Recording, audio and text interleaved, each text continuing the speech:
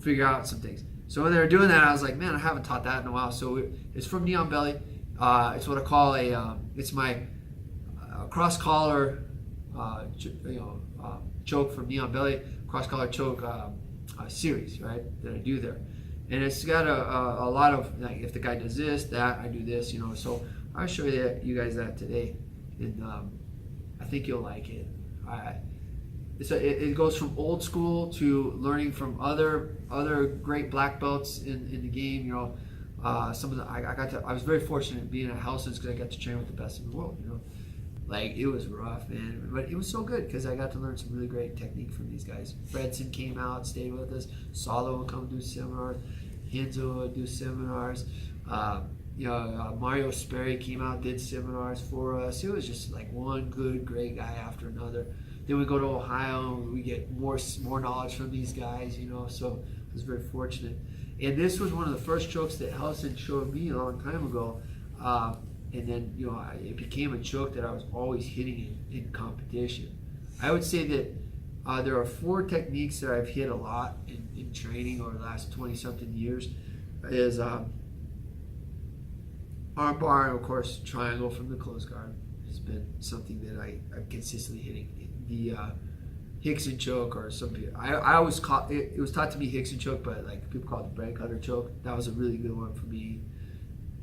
But before that, I would say when I started doing cross collar choke from knee on belly or in mount stuff, like my cross collar choke from the top position became the one that I would get the most because it led from my guard pass from the knee shield. Does that make sense? Right, so we're going to review that, and then we're going to kind of take it to like what I started doing, how I started doing it, and then we'll end up hopefully with something that you guys can implement in your game. So Matt, come out here. I'll show you this technique, the first one. First, I think. So I've already ended up in this. I passed the guard. I'm ending up in a knee on belly position here. And the first thing I gotta do is I want to get a good collar grip. If I set the right grip, the choke is easy. If I set a shallow grip, the choke doesn't work that well, right?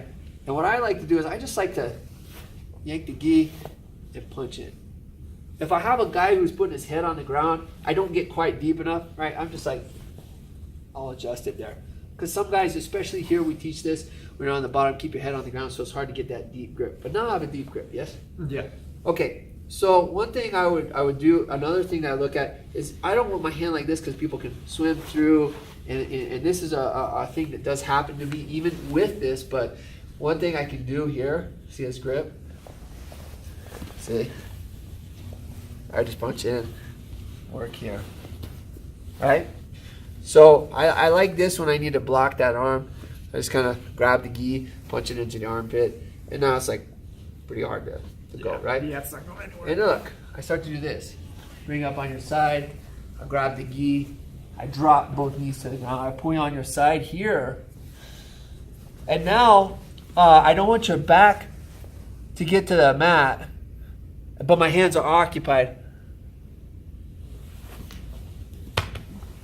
And I just like to press my head into his head and just keep him on his side, and I do that choke right there. So I'm here. That's my set. And another thing too is if I'm here with my knee on belly, it doesn't feel good. Guys, I start to push to get on the side. Boom. See, you drop right into it because the knee doesn't feel good when you start to move it around the gut, And this is going to happen right away. I'm just going to pile up, connect my arms, drop my other knee to the ground, and put my head, or my cheek, my jaw, right here on your head. If I don't do that, put your back to the mat. I'm going to be forced moving into something like this. And while that's okay, I notice that sometimes in the past when I'm trying to keep a guy on the side, he does that and I transition, that he may recover the guard. And that's just, maybe it's something I'm not doing, whatever, but like I would rather be on the side for this choke. If I go to the mount, which I do, it's because I needed to. Because I like this right here.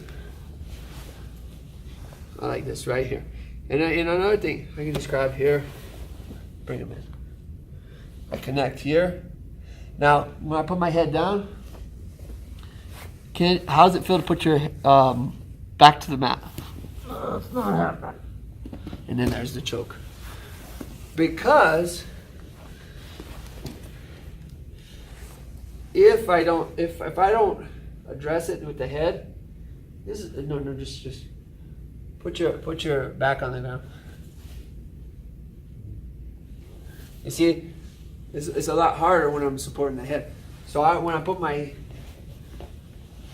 see where I'm at? I'm behind the head.